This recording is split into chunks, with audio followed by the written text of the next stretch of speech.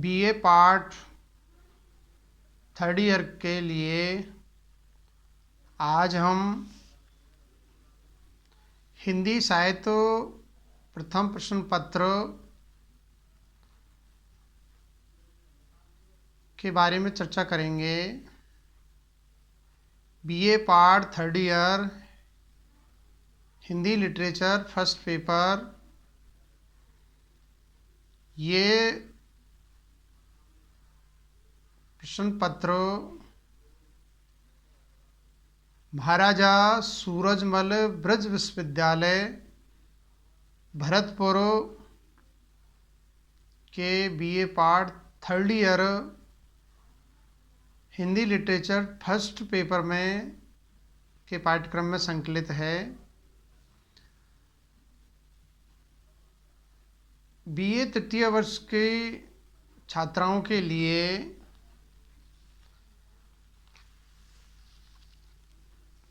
प्रथम प्रश्न पत्र में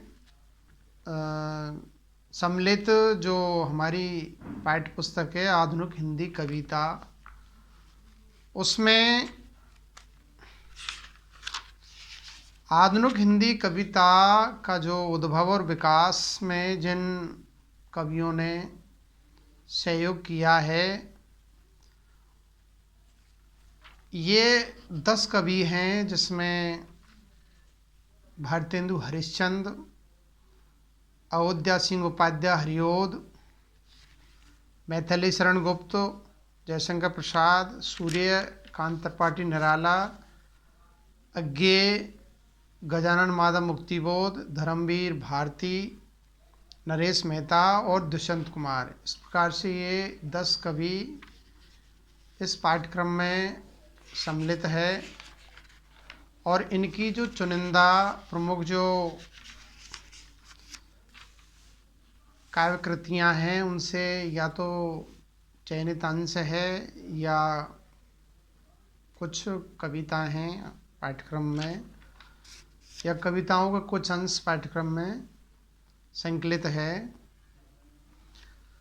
आज हम भारतेंदु युग के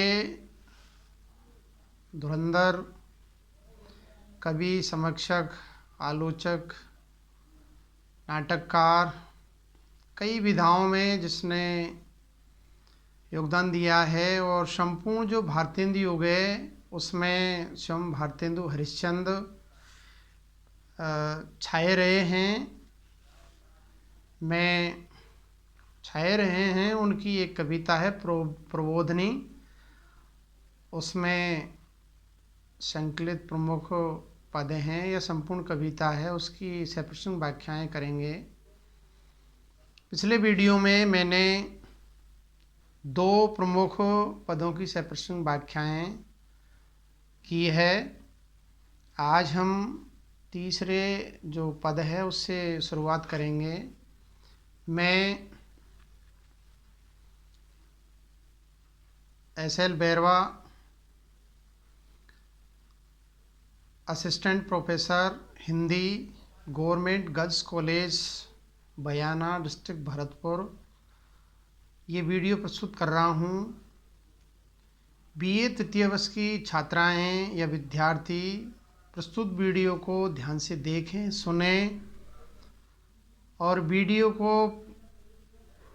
देखने के उपरांत विवेचन विश्लेषण करने के उपरांत इसको लाइक करें, कमेंट करें, सब्सक्राइब करें।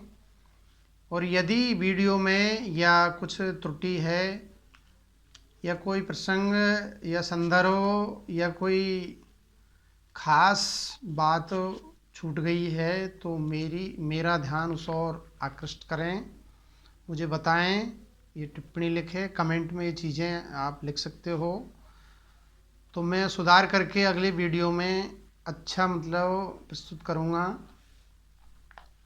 तो तीसरा जो प्रबोधिनी का पद्यांश है,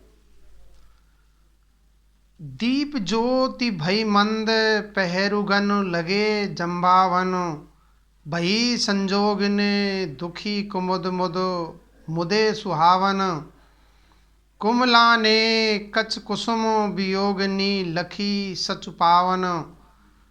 वही मरगजी सेज लगे सब भैरव गावन। तन आभरण गनो सीरे भये काजर दृग विकसित सजत।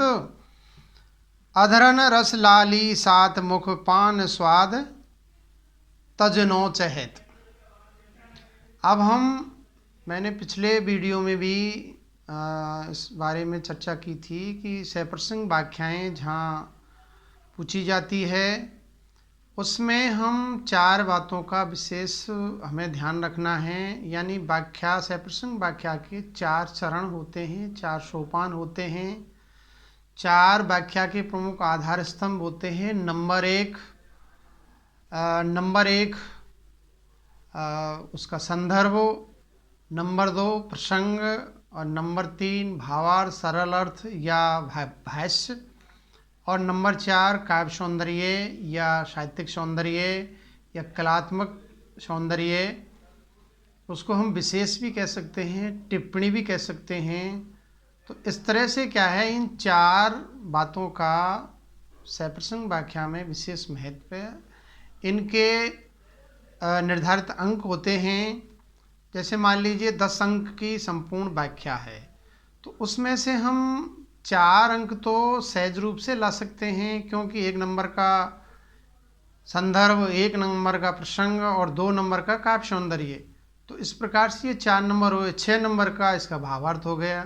तो इस प्रकार से 10 में से 4 तो हम सहज रूप से ला ही सकते हैं आसानी से, इजी गोइंग में। और 6 नंबर में से यदि हमें आधे भी मिलते हैं तो 4, 3, 7 नंबर हम आराम से ला सकते हैं। थोड़ी सी मेहनत करने के उपरांत ये अंक हम प्राप्त कर सकते हैं। यदि 6 में से हम 5 भी ले आते हैं तो 4, 5, 9, 10 में से 9 अंक आराम से ला सकते हैं, या 10 में से 10 भी ला सकते हैं यदि हमने सही उसका संदर्भ लिखा है और इसका प्रसंग लिखा है, इसका भावार्थ सरल अर्थ किया है प्रस्तुत पद्यांश का, और इसका काव्य सौंदर्य इसमें अच्छी तरह से हमने क्या है व्याकरणगत क्या क्या इसमें पद्यांश में बातें संकलित है, पूछी गई है, और क्या इसका काव्य शास्त्रीय विविध मतलब क्या है, तत्वों में कौन कौन से तत्व इसमें प्रयोग में लिए हैं कवि ने। तो ये चीज़ ध्यान में रखनी चाहिए। संदर्भ में दरअसल जो पहला सोपान है व्याख्या का, उसमें प्रस्तुत पद्यांश गद्यांश किस कृति, किस पाठ्यक्रम में सम्मिलित है, किस पाठ्य पुस्तक में सम्मिलित है, और कवि की कौन सी कृति से और कौन से खंड से ये प्रस्तुत पदावतरण लिया गया है या उद्धृत है, अवतरित है, और किस कवि के बारे में कवि ने क्या लिखा है। ये चीज़ें क्या है संदर्भ के अंतर्गत, यानी कवि और प्रस्तुत पाठ्यपुस्तक या कृति रचना उसका संक्षिप्त में परिचय होता है। यानी पद्यांश और संदर्भ में थोड़ा वो दूरी होती है, डिस्टेंस होती है, जबकि दूसरा इसका सोपान है व्याख्या का प्रसंग, ये अटैच होता है, इसके बिल्कुल निकट होता है। यानी प्रस्तुत पद्यांश के अंदर या काव्यांश के अंदर कवि या लेखक क्या कहना चाहता है, किस और क्या है इशारा कर रहा है, क्या कहना चाह रहा है, ये प्राय पूछा जाता है। और फिर कठिन है होता है पद्यांश, उसको सहज सरल भाषा में उसका भावार्थ जब स्पष्ट कर देते हैं, सरल कर देते हैं, तो साहित्य के विद्यार्थियों के अलावा अन्य विषयों के जो विद्यार्थी है वो भी इसको आसानी से इसका भाव और अर्थ समझ सकते हैं। अब काव्य सौंदर्य को लेते हैं, जिसका चौथा सोपान है व्याख्या का, चौथा चरण है, जिसमें व्याकरणगत क्या चीज़ प्रस्तुत पद्यांश में उक्त पद्यांश में चित्रित की गई है। जैसे मान लीजिए समास है, संधि है, उपसर्ग है, प्रत्यय है, या इसमें कौन सी शब्दावली का प्रयोग किया, तत्सम, देशज, विदेशी या आंचलिक शब्दावली का प्रयोग किया गया है, कोई त्रुटि तो नहीं है व्याकरणगत, तो उसकी ओर क्या है ध्यान आकर्षित किया जाता है। और साथ में काव्य शास्त्रीय क्या क्या चीज़ें जैसे छंद है, अलंकार है, रस है, काव्य गुण है, काव्य दोष है, इस ओर क्या है ध्यान दिया जाता है। और पद में इसमें कौन सा अलंकार का, छंद का, काव्य दोष का, काव्य गुण का, रस का प्रयोग किया है कवि ने, लेखक ने, इस ओर क्या है काव्य सौंदर्य में हम लिख सकते हैं और लिखना चाहिए। तो ये व्याख्या के अंतर ये बातें होती है, मैंने पिछली वीडियो में भी चर्चा की थी। अब हम तीसरा जो पद है उसको मैं पुनः प्रस्तुत कर रहा हूँ। दीप ज्योति भई मंद पहरुगन लगे जम्बावन, भई संजोगन दुखी कुमुद मुद मुदे सुहावन, कुमलाने कच कुसुम वियोगिनी लखी सचु पावन, बही मरगजी सेज लगे सब भैरव गावन, तन अभरण गण सीरे भय काजर द्रग विकसित सजत, अधरन रस लाली साथ मुख पान स्वाद तजनो चहत। अब इसका संदर्भ देखते हैं। प्रस्तुत पद्यांश हमारी पाठ्य पुस्तक आधुनिक हिंदी कविता में संकलित प्रथम अध्याय है भारतेंदु हरिश्चंद्र, उनकी जो प्रमुख कविता है प्रबोधनी, उससे ये पद्यांश पद्यावतरण उद्धृत है, अवतरित है, लिया गया है। भारतेंदु हरिश्चंद्र आधुनिक हिंदी के जनक माने जाते हैं, आधुनिक युग के अग्रदूत माने जाते हैं और संपूर्ण भारतेंदु युग में स्वयं भारतेंदु हरिश्चंद्र छाए रहे हैं। इस युग को पुनर्जागरण काल भी कहते हैं। इसकी जो समय अवधि है, टाइम ऑफ पीरियड है, वो 1850 से लेकर के 1900 ईस्वी तक का जो संपूर्ण जो युग है, लगभग 50 वर्ष का जो समय है, उसमें भारतेंदु हरिश्चंद्र का सराहनीय योगदान रहा है। किसी भी हम क्या है विधा को ले लें, चाहे कविता ले लें, चाहे नाटक ले लें, निबंध ले लें, और चाहे उपन्यास, कहानी, कुछ भी ले सकते हैं, सब में क्या है इनका योगदान बराबर रहा है। तो ये इसका हमने संदर्भ देख लिया है। अब दूसरा सोपान है प्रसंग। प्रस्तुत अवतरण में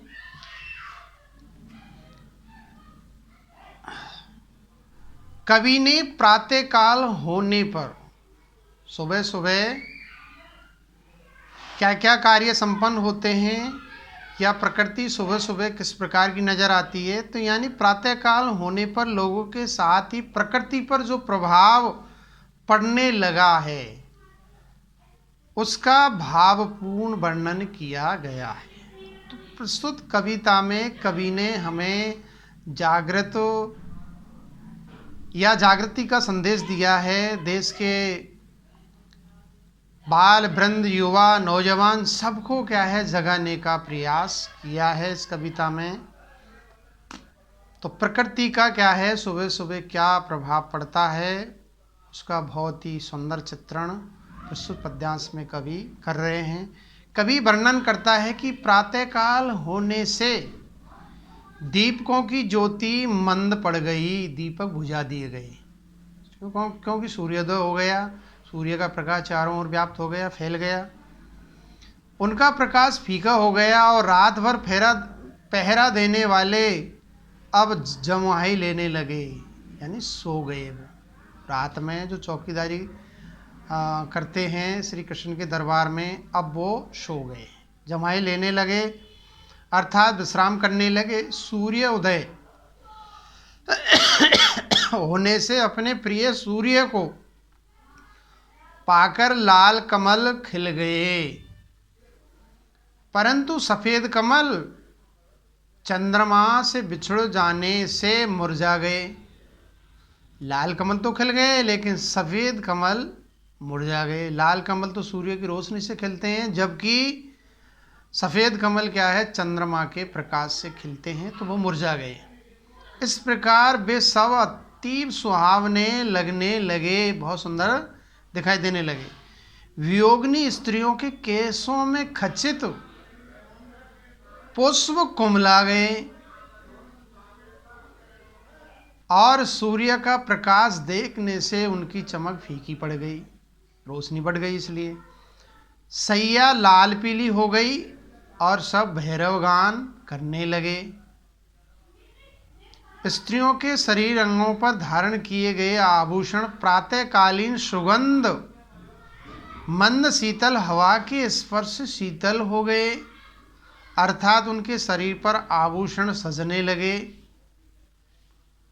और नेत्रों में काजल लगने से वे भी अलंकृत हो गए। प्राय महिलाएं हैं, अपना सौंदर्य का विशेष ध्यान रखती हैं, तो उनका सौंदर्य देखते ही बनता है। उनके अधरों में रस की लालमा सुंदर लगने लगी। ऐसा लगने लगा कि वे मुख में पान के स्वाद को त्यागना चाहती है, अर्थात स्त्रियों के अधर स्वाभाविक रूप से अरुण बन गए हैं, लाल हो गए। अब ये इसका पद्यांश का भावार्थ हो गया। अब हम इसका काव्य सौंदर्य देखते हैं कि क्या क्या इस पद्यांश के अंदर चित्रित हुआ है। नंबर 1, कुमुद लाल कमल होता है जो कि सूर्योदय पर खिलता है, परंतु कुमुदनी सफ़ेद वर्ण की कमलनी होती है जो चंद्रोदय से ही खिलती है और सूर्योदय से मुरझा जाती है। कवि ने नायक नायिका का आरोप करते हुए वियोगिनी नायिका की व्यथा व्यंजित की है उक्त पद्यांश के अंदर। नंबर 2, शब्दावली तत्सम प्रधान एवं लाक्षणिक है। ब्रज भाषा का लालित्य देखते ही बनता है। उक्त पद्यांश में या प्रस्तुत पद्यांश में ब्रज भाषा में ये पद्यांश सृजित हुआ है। और नंबर 3, प्रस्तुत या उक्त पद्यांश में अनुप्रास रूपक स्वभावोक्ति एवं काव्यलिंगी अलंकारों का सुंदर प्रयोग हुआ है और छप्पे छंद की पदमैत्री का सुंदर इस पद्यांश में प्रयोग हुआ है। और उक्त पद्यांश की भाषा शैली सहज सरल सुबोध और कवि के भावों को पूर्ण रूप से व्यक्त करने में समर्थ और सक्षम है।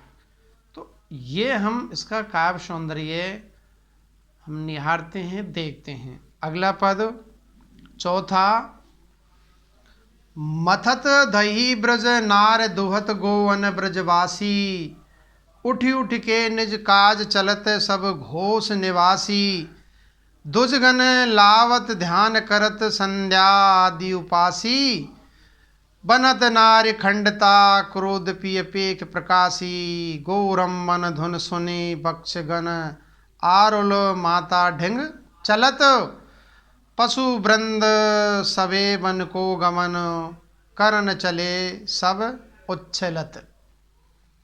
अब इसका हम संदर्भ देखते हैं। संदर्भ, प्रसंग, भावार्थ और काव्य सौंदर्य, ये 4 सोपानों के आधार पर प्रस्तुत पद्यांश का हम परीक्षण, विवेचन, विश्लेषण करते हैं, देखते हैं। तो नंबर 1, संदर्भ। प्रस्तुत अवतरण हमारी पाठ्य पुस्तक आधुनिक हिंदी कविता में संकलित भारतेंदु हरिश्चंद्र की प्रबोधिनी नामक कविता से उद्धृत है, अवतरित है, लिया गया है। अब इस दूसरा सोपान प्रसंग।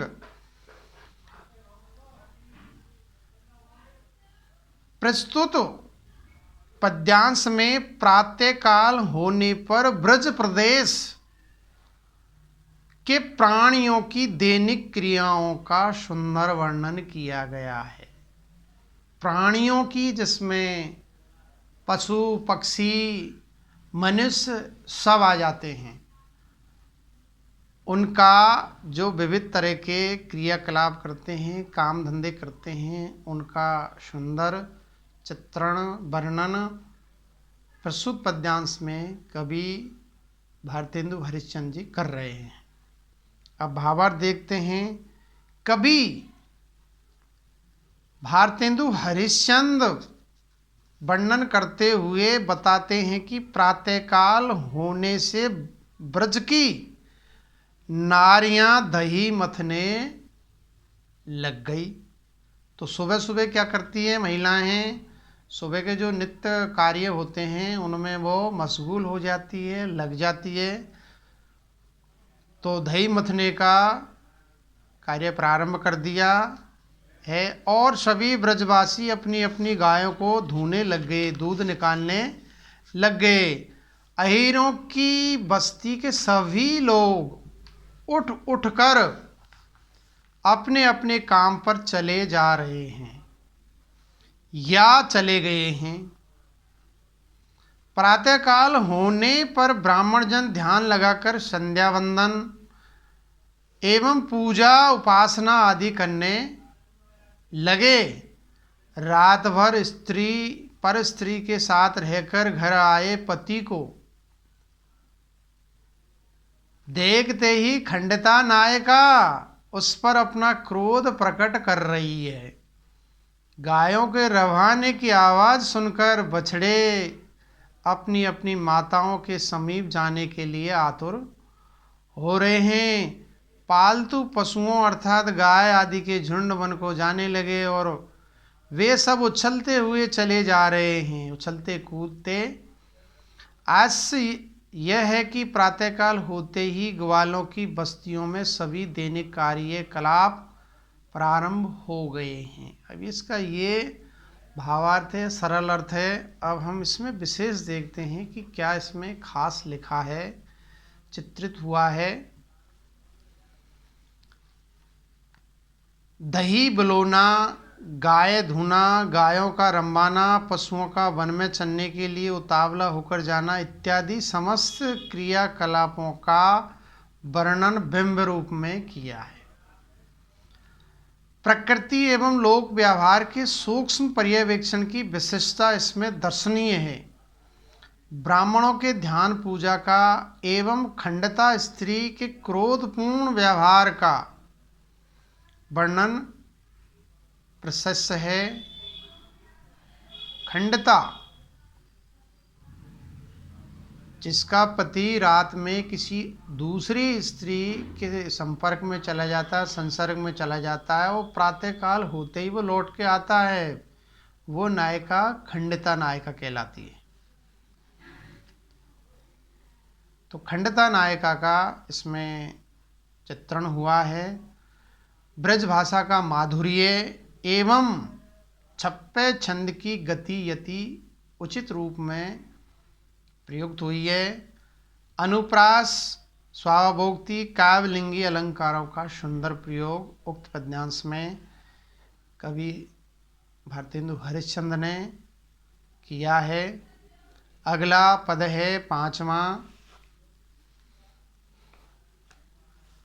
नारद तुम्रू सट विभास ललितादि अलापत, चारों मुख सो वेद पढ़त विधि, तुब जस थापत, इंद्रादिक सुर नमत जोहारत, थर थर कांपत, व्यास आदिक ऋषि हाथ जोर, तुब अस्तुति जापत, जय विजय गरुड़ कपि आदि गण, खरे खरे मुजरा करत, शिव डमरू ले गुण गाई, तो वो प्रेम मगन आनंद भरत।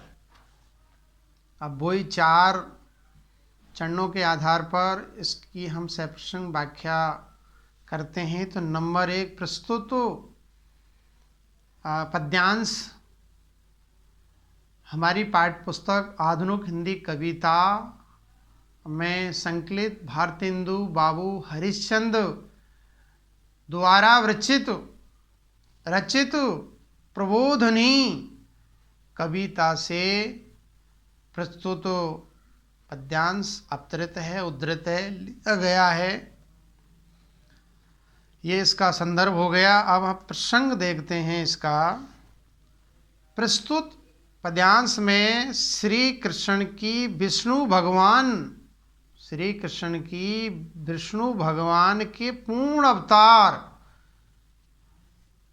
विष्णु भगवान के जो 10 अवतार प्रमुख रूप से माने गए हैं, उसमें कृष्ण अवतार के रूप में यहाँ भारतेंदु बाबू हरिश्चंद्र विष्णु के पूर्ण अवतार के रूप में श्री कृष्ण की वंदना करते हुए उन्हें प्रातःकाल होने पर जाग जाने की प्रार्थना की गई है कि हे भगवान श्री कृष्ण, सवेरा हो गया है, प्रातःकाल हो गया है, आप भी क्या है जाग जाइए। संपूर्ण क्या है विश्व में हलचल हो गई है, प्रातःकाल सूर्योदय हो गया है, तो अब जागने का समय हो गया, तो आप भी स्वामी जाग जाइए। तो ये इसका प्रसंग रहा। अब इसका भावार्थ सरल अर्थ देखते हैं। कवि भारतेंदु भक्ति भाव से श्री कृष्ण की भक्ति, कृष्ण भक्ति थी इनकी, कृष्ण इनके आराध्य देव थे। भक्ति भाव से श्री कृष्ण भगवान से निवेदन करते हैं कि देव ऋषि नारद, पृथ्वी, गंधर्व, तुमरू आपका स्तवन करते हुए ललिता आदि सभी रागों को आलाप रहे हैं, गा रहे हैं, आपका गुणगान कर रहे हैं। ब्रह्मा जी अपने चारों मुखों से वेद पढ़ते हुए तुम्हारे यश को स्थापित प्रचारित कर रहे हैं। इंद्र आदि समस्त देवता भी विनम्रता से तुम्हें प्रणाम कर रहे हैं तथा तुम्हारी लीलाओं और शक्ति का चिंतन कर थर थर काँप रहे हैं। व्यास आदि सभी महर्षि हाथ जोड़कर तुम्हारी स्तुति जप रहे हैं, पवित्र चरित्र का चिंतन मनन कर रहे हैं। जय और विजय नामक सेवक, दोनों जय और विजय दोनों बेचारे सेवक हैं। तुम्हारा भान गरुड़ और स्वामी भक्त बंदर हनुमान सभी खड़े खड़े तुम्हारी प्रार्थना या स्तुति गान बंदगान कर रहे हैं। शिवजी डमरू लेकर तुम्हारे गुणों को गा रहे हो, प्रेमा भक्ति से प्रसन्न होकर आनंद से पूरित हो रहे हैं। भाव यह कि प्रातःकाल होने से सभी देवगण आपके जाग जाने की तथा आपके दर्शन पाने की कामना कर रहे हैं। तो हे स्वामी आप जाग जाइए। अब इसका काव्य सौंदर्य देखते हैं। प्रस्तुत या उक्त पद में श्री कृष्ण को भगवान विष्णु का पूर्ण अवतार बताया या मानकर वंदना की गई है। जय विजय ये दोनों भगवान विष्णु के सेवकों के नाम हैं। विष्णु के अवतार श्री राम के सेवक हनुमान भी प्रार्थना करते दिखाए गए हैं। कवि ने श्री कृष्ण को पूर्ण ब्रह्म या परमात्मा रूप में निरूपित किया है। परिगणात्मक वर्णन होने पर भी भक्ति आस्था का स्वर प्रमुख है। कवि पर वल्लभ संप्रदाय की भक्ति का प्रभाव दिखाई दे रहा है, क्योंकि भारतेंदु हरिश्चंद्र वल्लभ संप्रदाय में ये दीक्षित थे। उक्त पद में अनुप्रास, उल्लेख और भाव काव्य का प्रयोग हुआ है। अब अगला छठा जो प्रबोधनी नामक कविता है उसका पद्यांश देखते हैं। छठा। दुर्गादिक सब खरी कोर नैनन की जो अत गंगादि आँच बन हेत घट लाई सोहात तीरथ सब तुब चरण परस हित ठाडे मोहत तुलसी लीने कुसुम अनेकन माला पोहत शशि सूर पवन घन इंद्रा निज निज सेवा में लगत ऋतु काल यथा उपचार में खरे भरे भय सगभगत। अब वही चार बातों के आधार पर, चार चरणों के आधार पर प्रस्तुत पद्यांश की हम सप्रश्न व्याख्याएं करेंगे। नंबर 1, इसका संदर्भ।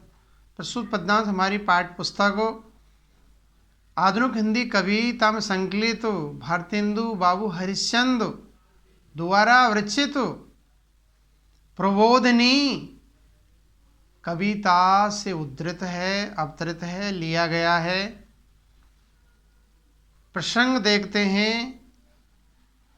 प्रस्तुत पद्यांश में कवि ने श्री कृष्ण को परमात्मा रूप में निरूपित कर उनके दिव्य प्रभाव का वर्णन किया है। दिव्य, सुंदर, और प्रातः काल होने पर जाग जाने का निवेदन भी किया है कि भगवान आप जाग जाइए।